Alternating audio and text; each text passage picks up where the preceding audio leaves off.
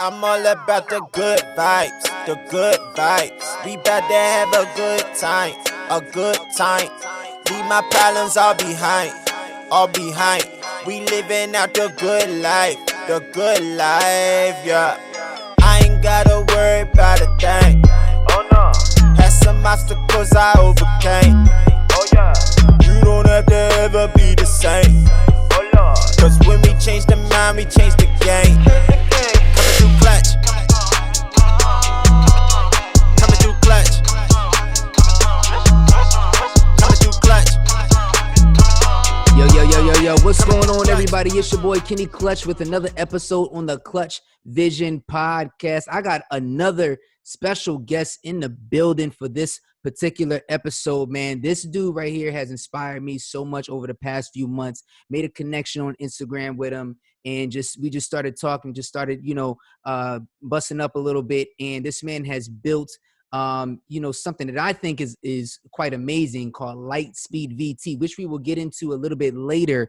I want to introduce you guys to this man, the one and only Brad Lea. What's going on, brother? Man, just happy to be here. Glad you invited me. Appreciate it. Yes. How's the family doing during the COVID right now? Man, they call me the COVID kid. You can't break a rock, Chief. That's what I'm talking about, man. Listen, man, I want to jump right into it.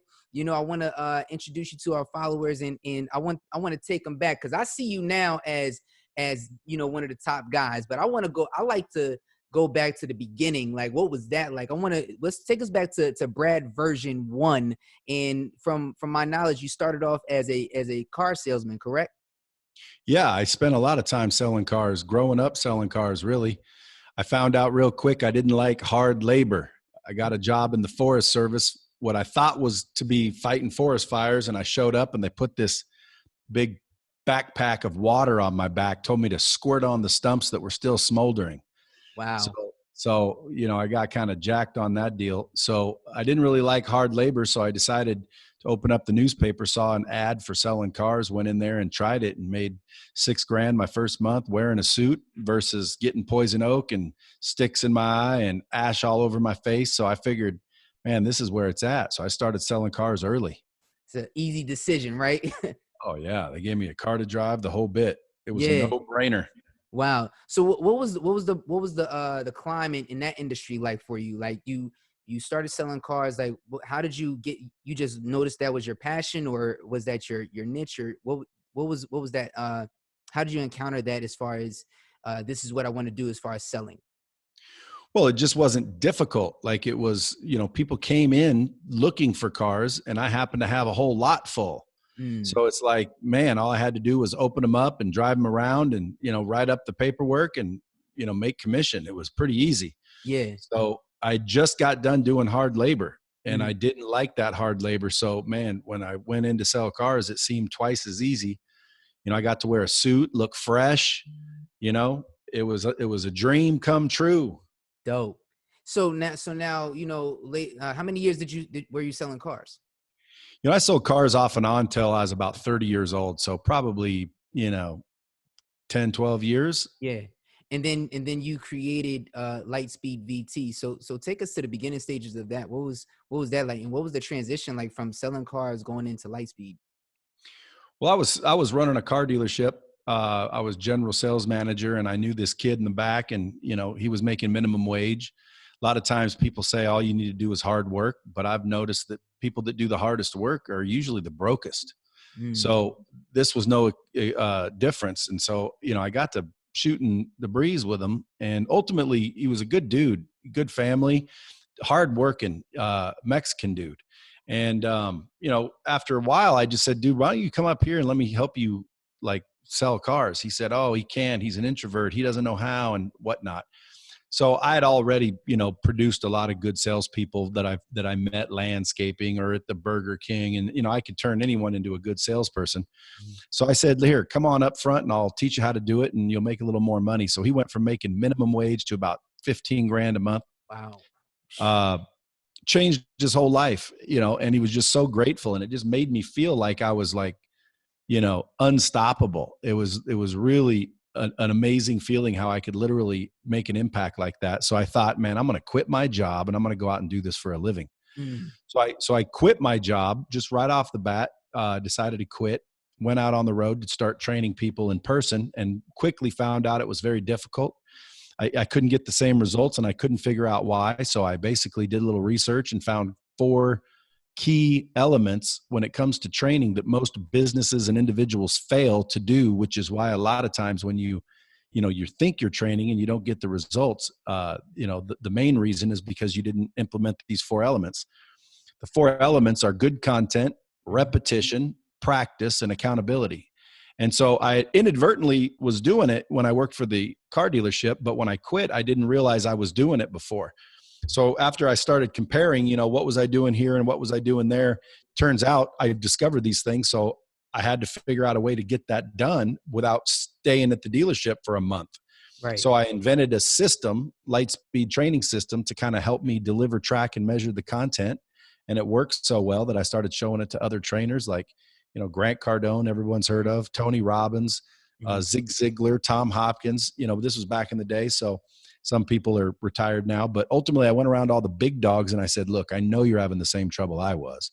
So why don't you use my system? I'll just take a little piece from my niece, a little fraction of the action, let you use it, put your name on it, and take my stuff out of it. So I stopped being a trainer and then just started focusing on developing the software to help other people deliver, some good content. Wow. So you mentioned Tony Robbins, and I remember one of your videos. Did it take a while to close him?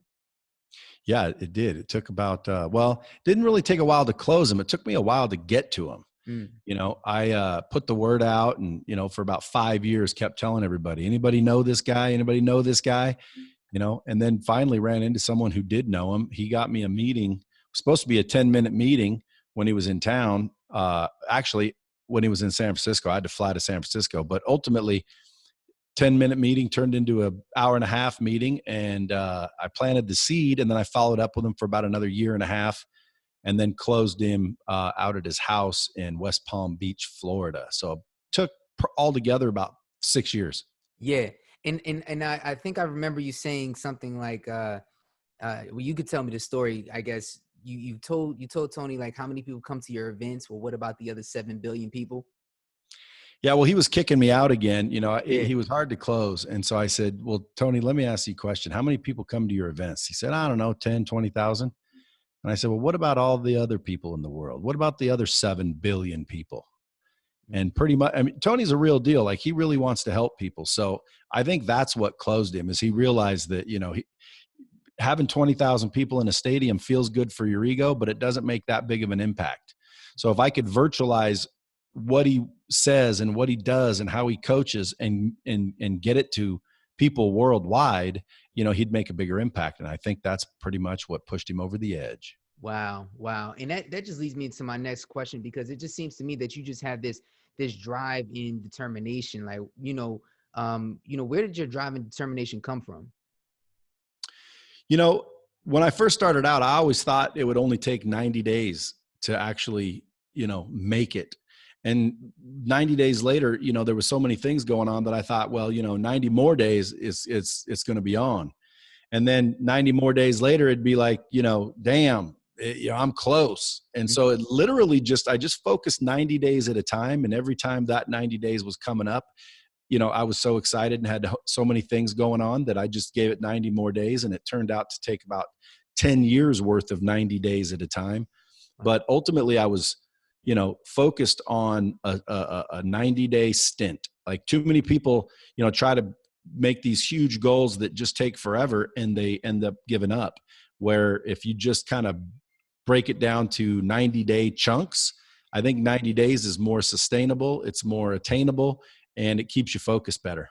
Wow. Yeah. Cause I agree. Cause I used to be one of those people, and now it's all about, for me, creating more short-term goals. Like, what do I want to accomplish within like the next 3 to 4 months? And I think that is, like you said, a little bit more attainable. And on top of that, it's less stress on you. You're not really worrying about trying to always accomplish this goal that's maybe 12 months from now, and anything can happen in 12 months. But, within a shorter time frame, I guess you can figure, you can probably accomplish this goal, right? Like, so what do you say to those, to, if you can expand a little bit, maybe the teenager or the 21-year-old that's maybe thinking like more long term than short term, how do you give them the advice to develop, I guess, how to accomplish those short term goals? Well, ultimately, I mean, depending on, what region you're in, Mhm. your environment is going to take a little bit of a toll. So I hate giving out advice only because there's so many different scenarios that you Right, can't factor in. But ultimately, man, if you want to succeed, the first step that I would suggest is figure out what it looks like, right. because too many people don't know what it looks like. If you ask people, start doing this, start saying, hey, what does success look like to you? And people will be like, let me, I don't know, it's a good question, but they don't really know exactly what it looks like. So if you put me in a room full of 200 people and you know exactly what I look like, how long is it going to take you to find me? Mm, Not very long. You know exactly what you're looking for. However, if you have no clue what I look like, it's going to be much more difficult to find me. So too many people are out there starting their journey on success. They don't even have it defined. They don't know what it looks like. And it's literally an uphill battle. So the first thing I would suggest is figure out what success looks like. And don't listen to what other people's idea of success is, because you might find that success and find that you're not really satisfied. And the reason why is because you allowed someone else to determine and define your success. Don't listen to other people. Listen internally. I always say, look, if you want to find the person responsible that can help you, go into a bathroom, make sure it's empty, shut the door, and look around. And pretty soon you're going to find the sumbitch, and that's the person that can help you the most. mm, Nobody's coming to save you. Like, once somebody understands that and accepts that, then they're able to actually start making and taking actions to get out of it. Too many people want to feel like they're in some sort of situation, and they want to keep feeling this victim mentality, or they want to keep blaming their parents or blaming their environment or blaming that they didn't have parents, or whatever the case is. And again, I have empathy for those folks, but at the end of the day, I got kicked out of my house when I was 16 years old. mm. Which then I obviously made good decisions and quit school and ran around like a little punk. I should have been in jail, or I should have been at the most, 50, 60 grand a year type person in a small town in the Pacific Northwest. But, I didn't allow my environment to define me. I knew that I had potential, and I knew that every time I reached for it is when I really got excited and started to feel something. So fortunately, I don't know how it was instilled in me, but I've always kind of felt that way. But most people, they will allow their environment and their conditions and their upbringing and all of the excuses in the world to literally make themselves believe they don't have a shot. And it's just Wow. not true. It's not true at all. Anyone can do anything that they put their mind to. And as long as they get rid of all the negativity and really believe in themselves, that's how it gets done. Too many people don't believe in themselves. That's the problem. Exactly. And for me, my son Christian in 2018, he was diagnosed with leukemia, and he was born with a rare blood disorder. And people ask me all the time, like, man, how'd you stay so positive in that situation? Like, your son's 14 months old. He's going through a life-threatening illness right now. And I'm like, listen, man, you just can't think negative at all. I have this thing where basically I teach people how to drive out the negativity in their lives, right? So I tell them, put 10 positives on one side of the sheet of the paper and put another 10 negatives on the other side of the sheet. What you do is you take your positive tangibles and you attack your negatives, with those positive tangibles. Sooner or later, you're actually going to have positives on both sides. So you got a positive wall here and a positive wall there. What you're doing is, once the negativity actually comes back into your life, you know exactly how to filter it out because you just did the exercise on the other side. And it actually works. But when done correctly, this thing can be applied, man. People just have to actually like buckle down and not focus so much on the negative. But that's kind of hard because we also have so much negativity on television, on social media. Like, people let this thing drive them. And that leads me into my next question. You're a leader, man, and you're a father as well too. how throughout this crisis right now, are you leading your family and leading your business?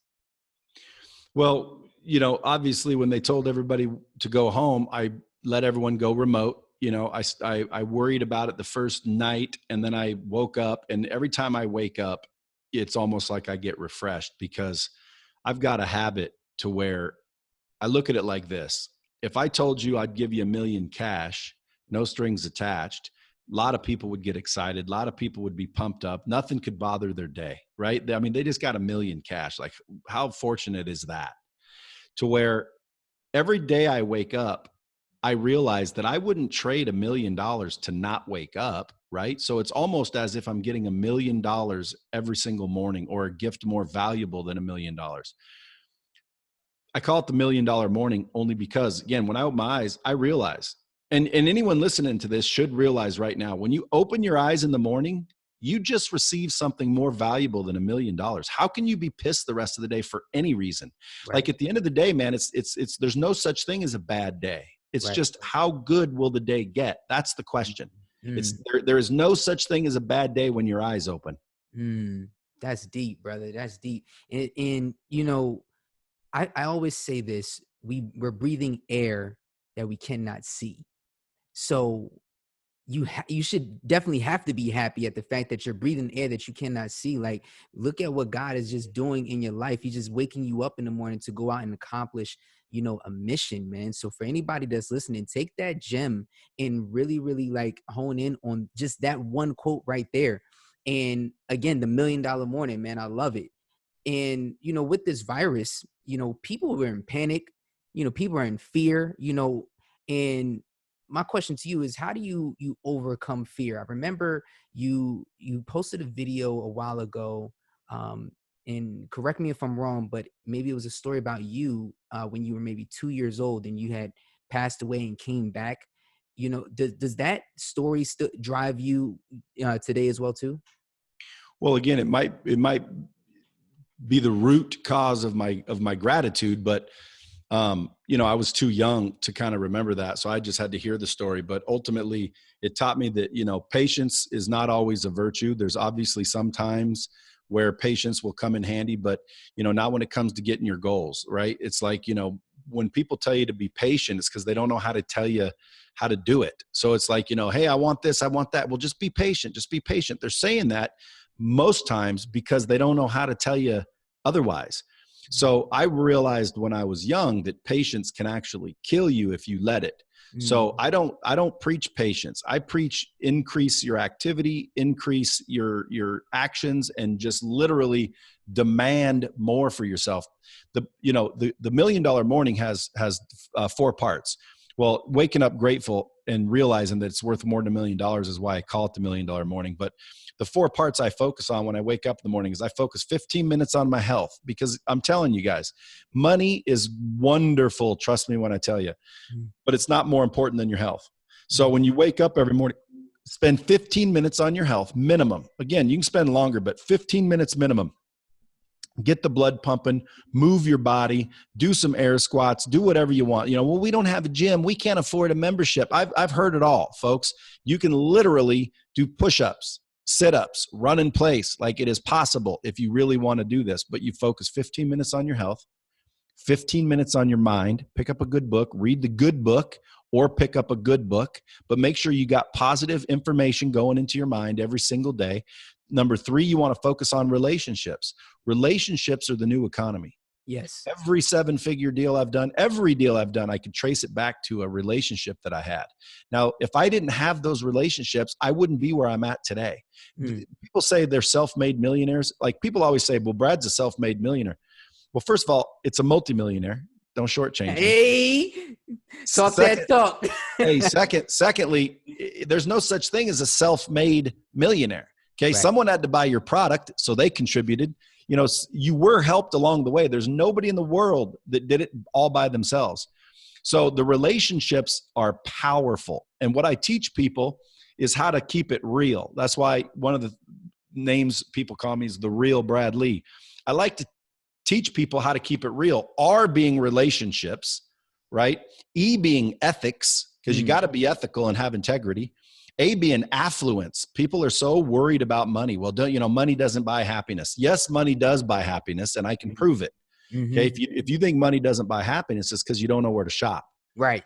I mean, if something happened where money was your only answer and you have that money, it makes you extremely happy. If your mom's getting, evicted and you can pay off her mortgage, that makes you extremely happy, makes your mom extremely happy. At the end of the day, money can buy happiness. It doesn't make you happy, but Right. it can buy happiness. And at the end of the day, L is lifestyle. So what kind of lifestyle are you looking for? I can teach people basically all of it, but the R is what starts it, because if you don't have good relationships, you're going to have a much tougher time. So relationships, you want to build that every single morning. You want to build it by sending 5 text messages to anybody you want that you want to build a relationship with. Just something nice, I'm telling you, makes a big difference. Right. Text your spouse, text your uncle, text your friend, text a prospect, text anybody that you want to build a relationship with every single day. Pick 5 new people. And then every day focus on 5 things that have to drive revenue. So the $1 million morning is wake up 15 minutes on your health, and that's exercise and eating. 15 minutes on your mind, that's reading, taking in some good information. 15 minutes on relationships, that's texting people, letting them know you care, giving them a compliment. And then 15 minutes writing down 5 things you have to do to drive revenue. Now back to relationships though, because the biggest problem people have is they don't have a good relationship with themselves. They've literally allowed people to tell them they're pieces of crap. They've and by the way, they've probably done some things throughout their life. We all have. Right. We let ourselves down. We procrastinate. So the subconscious, which is below awareness, that's why they call it subconscious, because it's below consciousness. Right. You're not aware of it, but it's recording everything. And your whole life, man, you've been told things by other people. You've watched the news. You've listened to negativity. You've let yourself down, and it's recorded it all. So in my mind, the subconscious is there to make you correct. Right. So literally, if you think you're this, then you're right. And if you think you're that, then you're right. So it's there to make you correct. And what happens is people take all of this negativity in for years without even being aware of it. And pretty soon it starts to determine what choices you make, the friends you choose, the relationships you choose. And I teach people, listen, if you really want to build big relationships, then you have to start with the relationship you have with yourself. So here's what I tell people to do. Number 1, you got to forgive yourself. Right. Everybody's worth a second chance. I don't care what you did. You can literally wipe the slate clean and apologize to yourself and forgive yourself, just like you would a friend. If you screwed up and you wanted to repair that relationship, you'd apologize, right? You'd ask for forgiveness. Thanks. And then the second thing you want to do is commit to always do what you say you're going to do. Your ethics have to be in check. You cannot say, man, I'm hungry, so that's why I screwed this dude over, or I'm hungry and that's why I stole. Don't do any of that. Okay. Right. You have to commit to do what you say you're going to do and always do it. Now, the third one is a little bit difficult for people to get, because everybody's always taught to make these big, massive goals. And if you fall short, that's okay. Well, I don't think it's okay, because what happens is that recorder that's recording fail. Ooh, you got close, but fail. And it doesn't know the difference between a big fail and a small fail. So what I tell people to do is set 10 small goals every single day that you can attain. Small goals. Let's say you get up at 8:00, get up at 7:45. It's not that big of a deal. You can definitely do it. So you make 10 small goals a day and you achieve them. And then that starts to reprogram the subconscious mind to say, win. Man, this dude wins. This dude's a winner. Oh man, look at this guy. He wins. Everything he does, he wins. And you don't realize it's happening, but it is happening. And then what happens is about 3 or 4 months go by and you start to freaking walk a little more proudly, and you start to feel like you deserve a little bit more, and you feel like you start to not tolerate disrespect, and you start to almost demand more. And next thing you know, you start to get more. So it's crazy. It happens almost automatically, because you're programming your subconscious mind that I'm a loser to no, I'm a winner. And you're not even aware of it. And then step 4 is to weed out all the negativity, because these people will appear. They'll be talking about, Kenny, what, you too cool now? You can't hang out, smoke a blunt, and play some Xbox? Right. Oh, dude, you forgot where you came from, Chief. Mm-hmm. Oh, you think you're getting out of this mess? Mm-hmm. Because people want to see you do good. They just don't want to see you do better than them. Right. Okay. So you got to get rid of those people. And when I say get rid of them, if it's your mom, for example, because a lot of times it's your parents, it's your brother, it's people that you love. You can't just get rid of them. But at the end of the day, you can determine and decide what you're going to receive. So when I say get rid of them, it's just boom, they're no longer valid. I do not allow this to just like if you're religious, devil, I rebuke you. In other words, in the name of Jesus, go away. So it's kind of like that. You just block that out. You decide you're not going to deal with any negativity. Okay. So that's step 4 is just get rid of all the negative people and headlines and stupidity and habits. Okay. And you do that for 60, 90, 120 days. You're getting rid of the people. You're waking up every single morning. You forgave yourself. Your slate was clean. You do what you say you're going to do. You win every single day. And all of a sudden you start to get rid of this negativity and boom, you start to feel better, look better, sound better, walk better, and you start to do better. And everybody's like, oh my God, my life's totally changed. Now, step 5 is what you want to make sure that you do on the step 5 is constantly learn new things. That's why my $1 Million Morning, I always read something for 15 minutes every morning. Right. Because listen, it's real simple. If you want to change what you're getting, you got to change what you're doing. Mm-hmm. And if you want to change what you're doing, you got to change what you believe. Because the reason you do what you do is because you believe what you believe. Period. It's the way you were raised, what you were taught. It doesn't matter. You do what you do because you believe what you believe, and you get what you get because you do what you do. I mean, when it boils down to it, dude, it's choices. The choices you make determine the road you take, and that's the bottom line. Yeah. Anyone has the same ability to make good choices. There's people in prison going, "Why me? Why me?" Well, because you decided to drink too much and drive your car. But nobody takes responsibility like that. Right. Say, why me? Why me? Why you? Because you made a stupid choice. That's why. Exactly. And when you realize it boils down to that easy. It boils down to choices, man. It's not that big of a deal. Yeah. So when you on that 5th step, when you realize the simplicity of changing your life boils down to a couple of different things. One of them is if you want to change what you're getting, you got to change what you're doing. And if you want to change what you're doing, you have to freaking change what you believe. Have you ever changed your mind? Absolutely. Well, it's because you got new information. Right. It's like, hey, man, that Kenny dude, man, he's a freaking punk. Oh, no, man, I got to hang out with him, dude. He's actually pretty cool. You change your mind because you got new information. So every day you want to seek new information, which will change your beliefs. And when you change your beliefs, you'll change your behaviors. And when you change your behaviors, you'll start to change your results. Right. And that's the bottom line. Because when it comes down to it, I teach people another thing.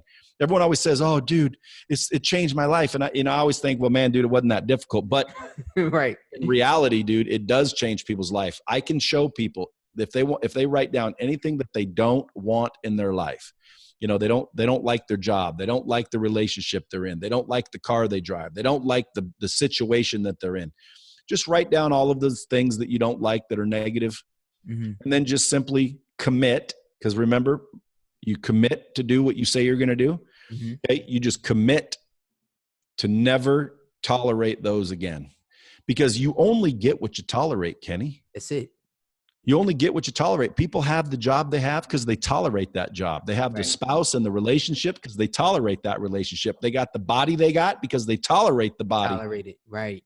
It's a condition. It's like, I found myself one time 244 pounds, heaviest I've ever been. It's because I tolerated it, man. Right. If I woke up and I said, man, I'm not tolerating this, I would have been in the gym. I would have passed on the donuts. I would have ate better. I would have made better choices. Yeah. But back then, I didn't like myself, bro. I didn't like myself. That's when I realized the $1 Million Morning, and that's when I realized how to build the confidence and fix the relationship I had with myself. I used to be out for myself. Yeah. And see, now when I teach sales, it's like people are always like, they just want to get, how do I close deals? Well, I can teach you the steps to closing pretty much anybody that's closable. However, you have to seriously stop trying to sell people in order to sell people. Right. Like if I'm trying to sell you something, I'm doing it wrong. The first thing I need to do is figure out how I can help you. I don't want to sell you. I want to help you. Right. And ultimately, if I go in with that perspective and I look to build a relationship, not make a sale, I'm going to end up selling you not only the product that I have, but probably more throughout our lifetime, because we're going to be, we're going to have a good relationship for years to come. So you sell them, you sell their family, you become a trusted source in that industry because you're focused on helping people and you're focused on building a relationship, not making a sale. Right. It's all about relationships, dude. All about it. Yeah, it's like I say all the time. You just explained everything that I preach all the time, which is when we change the mind, we change the game, Huge. And people you gotta focus on your mentality. You gotta focus on, when you change your mental and you say, okay, I'm not going to do this anymore. I'm going to do better. You're changing the game in your life. It's like the Bible scripture I use a lot is 2 Corinthians chapter 2, verse number 5. It says, put on the mindset of Christ, right? So I take my mindset off. It's not about me. It's about what he wants me to do. So I'm changing my mindset and I'm going to do better every single day, So man, I wish I had one of those bombs that you got in your office so I can just drop those bombs there, man. I gotta get some new equipment up in here, man. That was super dope, man. I have a scripture, my favorite scripture. I got to pull it up here real quick, but okay. I'm telling you right now, man, where is it? Can't find it. Go ahead, take your time. Well, I can't find it, but basically it says in a nutshell, if you have a lot, he'll give you a lot. If you have nothing, he'll give you nothing. You ever heard that? I think it's like Matthew 25 something. Yeah, it's in the we're talking about the parable of the talents. I don't know, but I read it once and I'm like, dude, that's my favorite one. I don't, my relationship with the Lord's probably a little bit lacking. Yeah. You know what I'm doing, Kenny? I'm seeking, okay, which you're told to do. Seek and ye shall find. But, I obviously believe in a higher power. I just, I've studied Buddhism. I've studied Kabbalah. I've studied Christianity. I've studied Judaism. I've looked into, I wouldn't say I've studied, but I've looked into a lot of them. And what's crazy is someone has to be wrong. Yep. And who is it? Is it the Christians? Could be. Is it the frickin' Jews? Could be. Is it the Muslims? Could be. But look at this. Think about it. You put all the religions in a room, everyone will argue over one, meaning they'll agree on all of them except one. Like if me and you were both Christians, right? We would agree that they're all wrong. But if I were Jewish and you were Christian, we would agree that they're all wrong except me and you. Right. That's the only one we disagree on. Right. So I think there's truth in all of them, and I just don't know fully everything. But I do believe the story of Yahshua. Now, again, the reason I say Yahshua is because his name ain't Jesus. Yeah. His name's not Jesus. I guarantee you that. And I think a lot of true biblical scholars know that. Yeah. And so anyway, I'm still looking. But anyway, so I don't like to preach and read scripture because I'm not that I don't even know what to call it. Like I'm not that into the word. Right. Yeah. But here's the deal. Let me just tell you this. We're not religious. My family and I were Christian, but we're not religious. And the reason why we're not religious is because in the Bible it preaches about God doesn't really like religion. The Pharisees in the Bible were religious people. So meaning they only really abide by the law. They believed in God, but they were just by the law of the land. So they weren't about God and what his true purpose truly was, which is why they persecuted Yeshua, Jesus. And when he came, he pretty much said, I am, the Son of God. They didn't believe it. They believed that Jesus was supposed to be this high and, big, strong dude coming out ready to slay everybody. But that wasn't the case. He took on, a man. He took on the body of a man. So, when you say relationship is the most important thing, we preach relationship. We don't preach religion. You know what I'm saying? Because religion has, you have all those things that you just said, everybody has their own denomination, blah, blah, blah. But we preach relationship. It's a relationship thing. See, so I accidentally got it right. You did. Right Relationship. on, right on. See, when you keep it real, dude, you just happen to do the right thing. Keeping it real. That's another thing. People don't want to do things because they fear other people's judgment, and I don't. It's like, to me, your opinion of me is none of my business. And I think that helps me say the things I say, do the things I do, because I don't fear judgment of other people. And if people are listening to this right now and they want a big head start on cleaning it up or improving, you know, it's harder than it sounds, because again, a lot of people worry about what other people think. But at the end of the day, man, stop worrying about what other people think. Exactly. It doesn't affect you, and it doesn't offend you if you have a relationship with yourself. You know, if you know you're a good person and someone writes some crap on your social media, it's like they don't even know you. Don't take it personally. But too many people are so afraid of the judgment that they won't say what they believe, and they won't say what they think, and they won't, you know, make a stand. And I always tell people, man, if you are so afraid of the hate, you don't say anything. That basically means you're so afraid of the hate, you'll never find the love. You never find the love. Because you'll just sit there and be quiet because, well, I don't want them to think this and I don't want them to think that. So from an entrepreneurial standpoint, you know, you won't take chances. You know, you'll second guess everything. You'll be apprehensive because, man, I don't want to do anything and then look stupid. And I don't want my parents to say, man, you know, I told you so. And so let me just not do anything. And that's what causes people to crash. Yeah. If you really want to do something, man, I got 5 factors that I call the 5 factors of success. Number 1, you got to take a chance, or you're going to work for someone who did. Number 2, don't avoid problems like most people. Seek problems and get really good at solving them. Because let me tell you something. You want to make $1 million? Solve 1 million problems. Woo. You just got to get really good at solving problems. And how do you get good at something? You do it over and over again. But so many people avoid problems that they never get good at solving them. So solve problems. And then 3, make adjustments. Don't be afraid to change. When I started Lightspeed, I started as a training company. And then I moved to a freaking online company. Then I moved to a software company and stopped training altogether. And that's where it all happened, because I was listening to the feedback. I was listening to the data, and I wasn't afraid to make adjustments.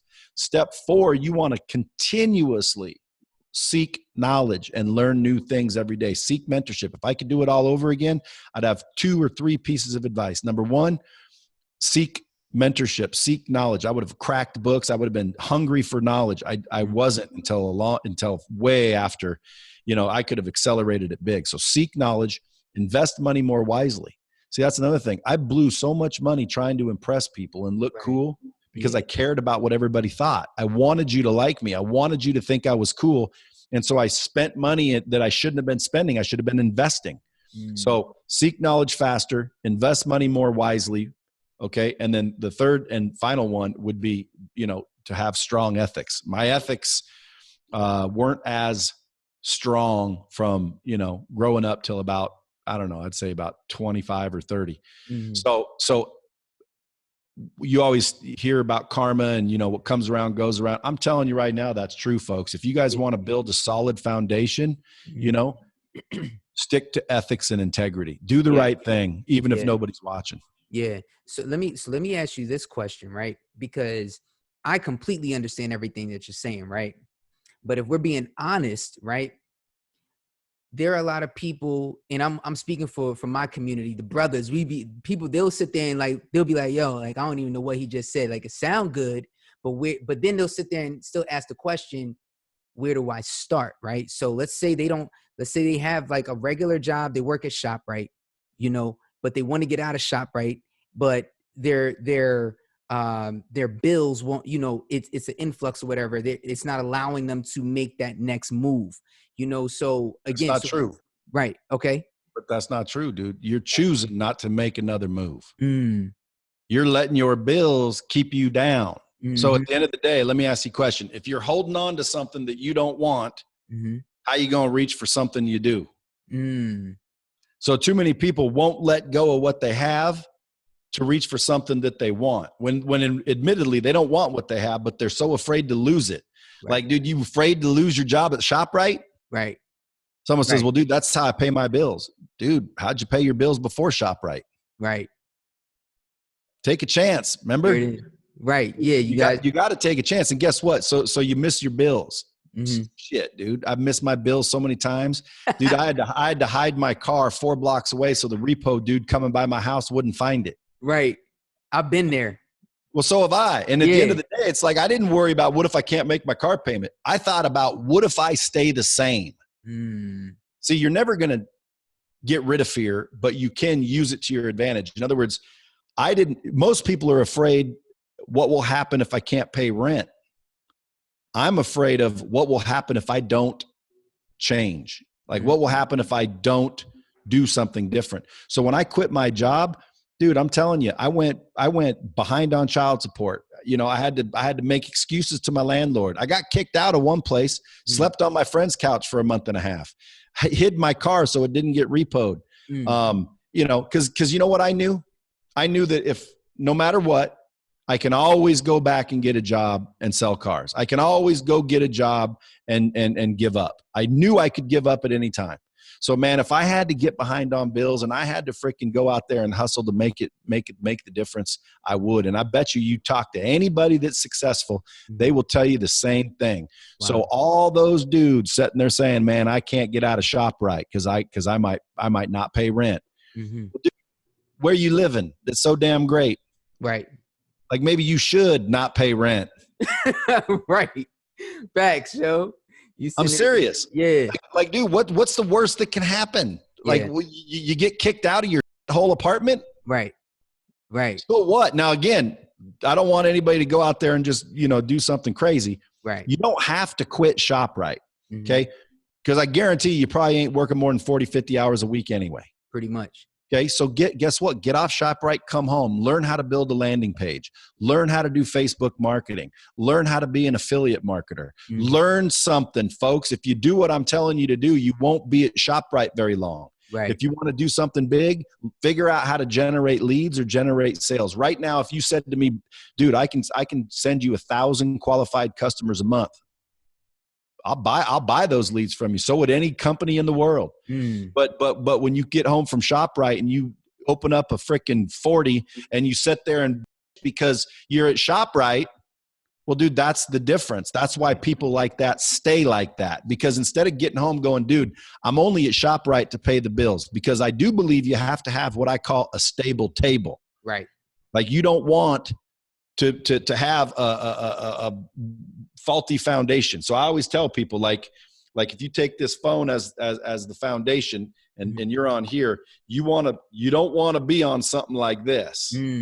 Okay. So you want to put this on the ground and get like this. So that's what I call a stable table. Now you need a stable table. That's shelter, food, a car. If you're in New York, you may not need a car, but you know what the basics are. Right. You got to have a stable table. And if you want to be Mr. Cool and not live in your whole apartment, well, guess what? Dude, I started out in the whole apartment. I started out on my friend's couch. You too cool for school or something? Or maybe you don't want it bad enough. Again, people always say, what keeps you moving? Well, dude, what keeps me moving? I'm not where I want to be. They're like, well, how do you stay motivated?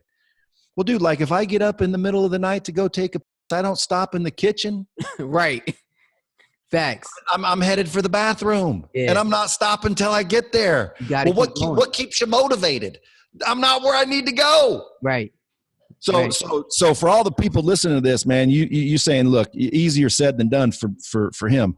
No, it's easy for anybody, but you just have to be willing to get uncomfortable. Yeah. See, what's crazy is it's uncomfortable. Okay, working at ShopRite. It's uncomfortable not being able to pay the bills, pay the child support, pay the rent, pay the car, pay the insurance. Now the little kids got to go to the dentist, and it's like, damn, that's expensive. And pretty soon it's like, man, you ain't got enough money to last the whole 2 weeks till you get your next check. So how do I get ahead? You freaking work harder and longer than you currently are. So after ShopRite, you come home, you get online, you take a course. After ShopRite, you come on, you know, the internet and figure out how to generate leads, how to place Facebook ads, how to write copy.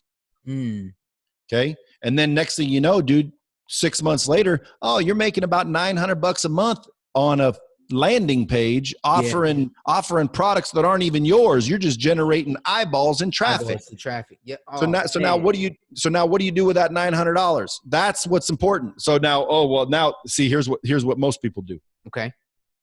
They get that $900 and guess what? Oh, they need a nicer couch. Mm-hmm. You know, they've been living on this box couch for so long, man. They've been working hard. They finally deserve a nicer couch. No, you don't. No, you don't. Not if you want to go somewhere, man. You take that $900 and you invest it wisely. That's what I did, stupid. I got the nicer couch. I got the nicer car. I got the nicer house. Next thing you know, I was making great money, but I was still just as broke, dude. I was just as broke as everybody else. I was just broke at another level. Like you can be broke working at ShopRite, living in a shithole, and you can be broke making $300,000 running a car dealership. Wow. You're still broke. Still broke. And right now you don't want to be broke. Like this whole COVID thing. Yeah. Dude, there's people flat freaking out because they don't know what they're going to do. Right. Well, here's what I would do if I were them. I would accept it. Because as soon as you accept the situation you're in, that's when you can start thinking about how to get out of it and what to do. And you're about to, then you can take action.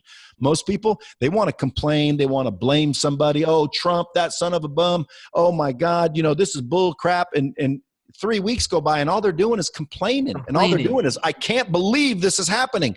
Right. It's happening. Yeah. So accept it. That's what I'm trying to tell you guys. Accept the situation that you're in.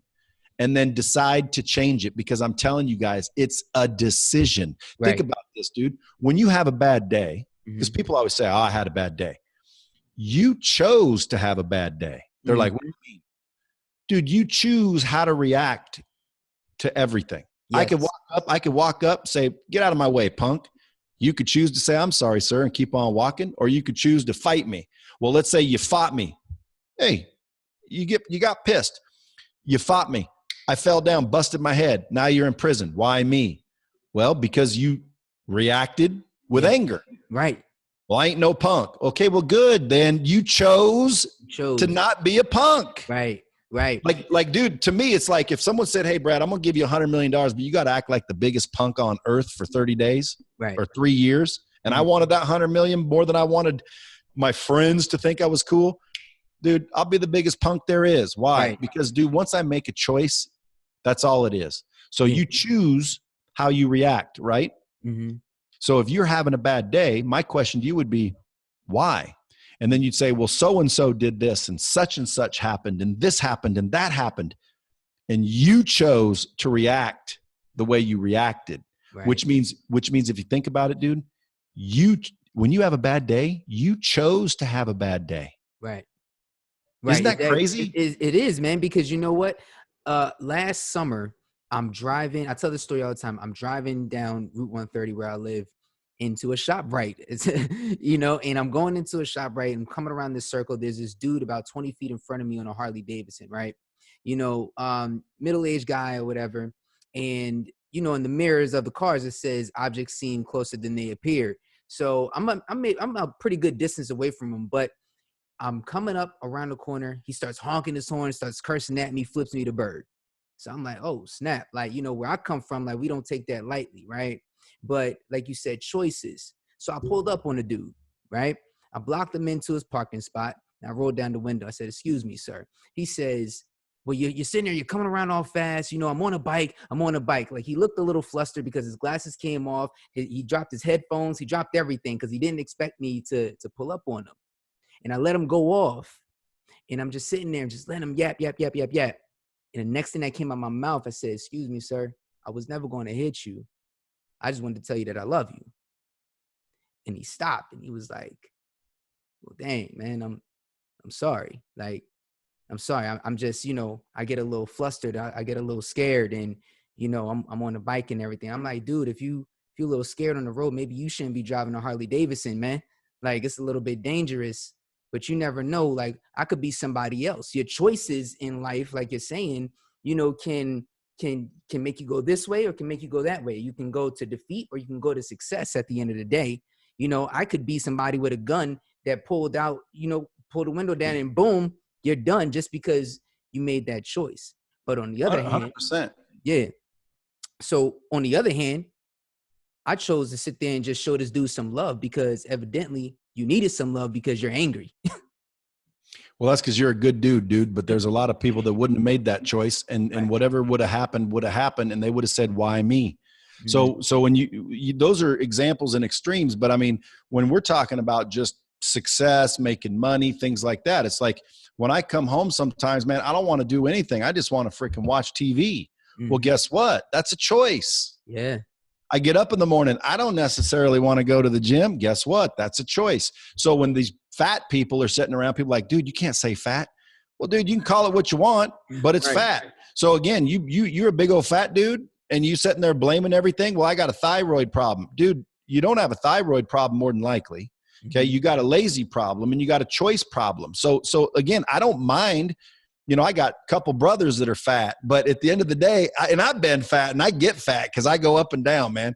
But at the end of the day, it's like, look, live with the choices that you make and take responsibility. Go look in the mirror because that's the person that's causing most of your problems. And that's the same dude that can fix them. Okay. But you have to make a choice and you have to be willing to be uncomfortable. Just like if you go to the gym and you walk in and you leave and you're comfortable, you didn't get uncomfortable. Well, I bet you anything, nothing's going to happen. Yeah. Okay. The uncomfort, the pain of the 5th and 6th and 7th rep, that's where the growth comes. Coming home from ShopRite and then putting another 5-8 hours in that you don't want to, man. That's where the freaking growth comes from. Right. It's the sacrifice and the commitment to be uncomfortable. If you think about it, it's weird because I've sat here before and thought, man, this is like a dichotomy. This is like a mirror. It's almost like a cruel trick because if you really want comfort, which is success and money and all that, if you want comfort, you have to seek discomfort. Because if you seek comfort, you're going to end up uncomfortable. You see what I'm saying? Because if you just seek comfort, you're going to end up uncomfortable. Right. But if you seek discomfort, you're going to end up comfortable. Yeah. So again, that's why I said you're wrong, dude. Because like just because you're working at ShopRite, dude, don't mean nothing. Like, dude, I've seen people get out of prison with nothing but a damn, bag of clothes. Right. That's it. And make millions of dollars. Right. And they had to go through hell. They had to, swallow their pride. They had to, do more jobs than they wanted to do. It wasn't fair. Boo hoo hoo. But some people say, man, this ain't fair. This ain't right. And then some people just go, dude, I don't really care what it takes. Right. So I'm here to tell you, I shouldn't be where I'm at. And the reason I'm here is because I basically, I didn't do it intentionally, but I put up with some serious crap for a long time and didn't even know it. Like Gary V, he'll tell you, are you willing to eat? Well, I didn't realize I was eating it. Right. It was, I thought, I was too stupid to realize I was going through tough times. Right. Somebody said to me once, dude, what was it like to hit rock bottom? And I said, I've never hit rock bottom. And they're like, didn't you say you were homeless one time? I'm like, well, yeah, but I was sleeping on the beach, dude.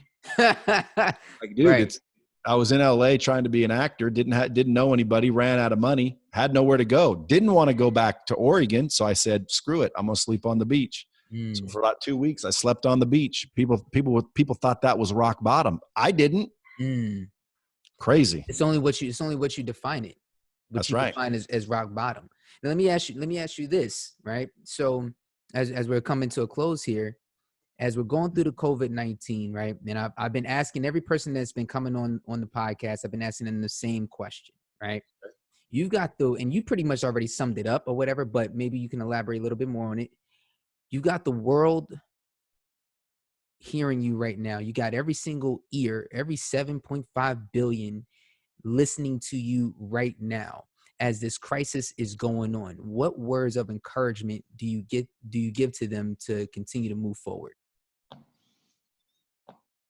Man, that's some pressure right there. Yeah. To continue to move forward, yeah, I would probably just say, follow me. Follow me. Yeah. I'll show you the way. But man, number one, you've heard this too shall pass. Mm-hmm. So a lot of times people are saying, you know, oh, what's the world going to be like after this? Dude, listen, have you ever been on a diet where you had a cheat day and you went out and ate everything? Man, as soon as this is over, dude, everyone's going to be out getting haircuts, Yep. going to games, doing something. People go, well, not if they don't have no money. Dude, the money's going to be there, okay? Mm-hmm. The money's always there. There's no shortage of money, dude. There's just shortage of people willing to go after it. Go after. Oof. Yeah. There it is. I'm telling you, dude, the money's out. The money's going to be there. Now, listen, dude, there's like right now, Jeff Bezos got $24 billion during this. Dude, the money just transferred to Bezos because he's got Amazon. Right. So when this is all over, dude, the money's going to be redistributing. You're going to go get yours, or are you going to sit there and blame the fact that you went through COVID and you lost your job and you lost your business and you lost your wife and blah, blah, blah, blah, blah. Like, dude, I get it. Trust me. I've been there. I understand. It's painful. It hurts. Mm-hmm. But so what? Mm-hmm. Next. Do you want to stay there? Do you want to stay there?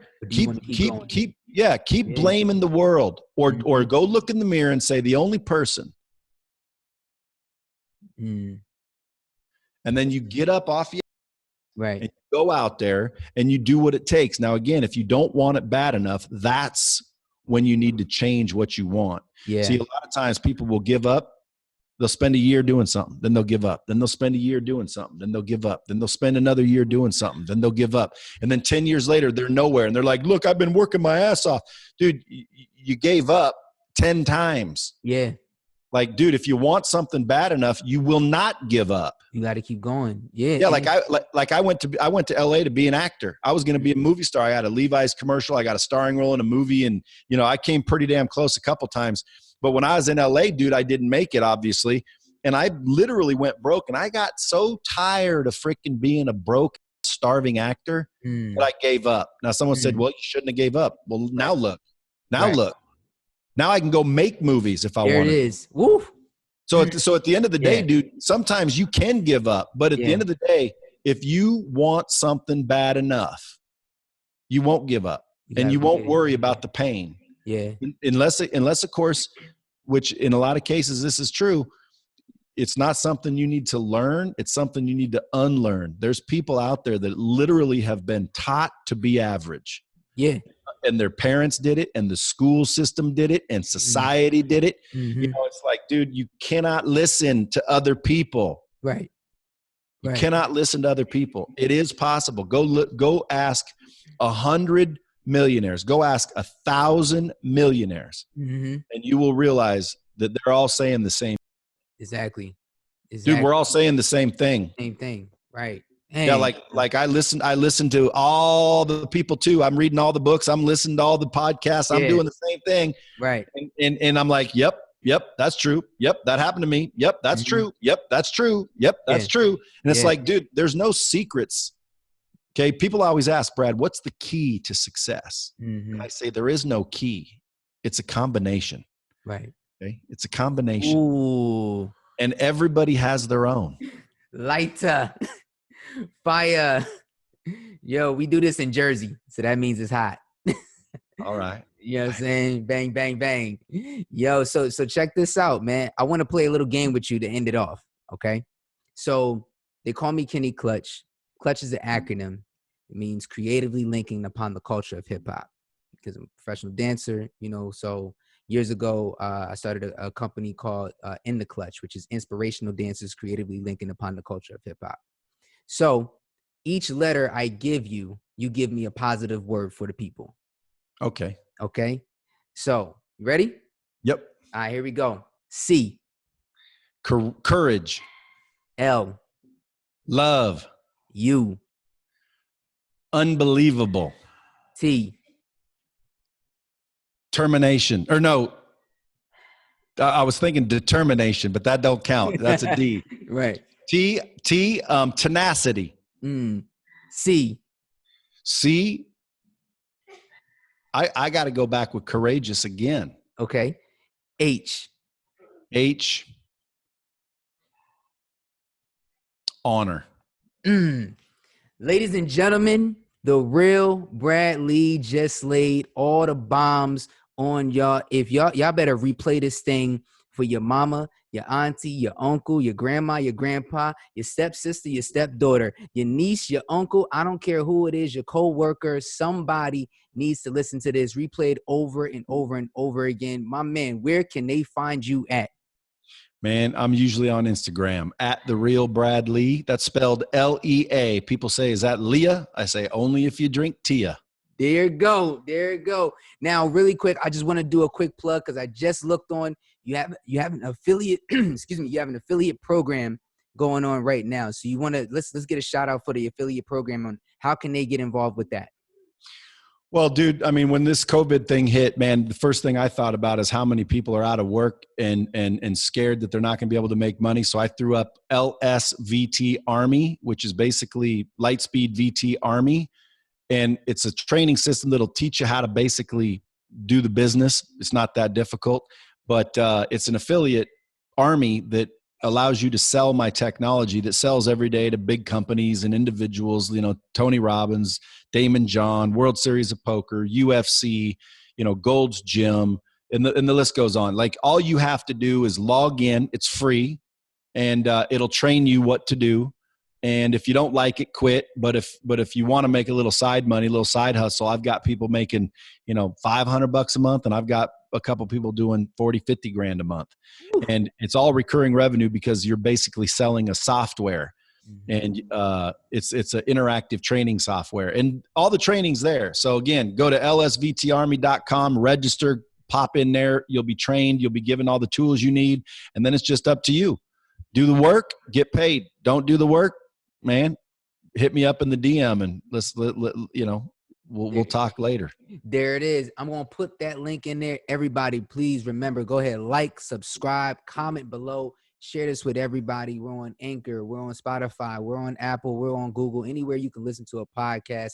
And we are, of course, on YouTube, where you guys are watching right now. Remember, everybody, till the next time, when we change the mind, we changed the game. It's your boy, Kennyclutch, my man, Brad Lea in the building. We're going to have you back, man. We appreciate you for coming out. See y'all later. Peace.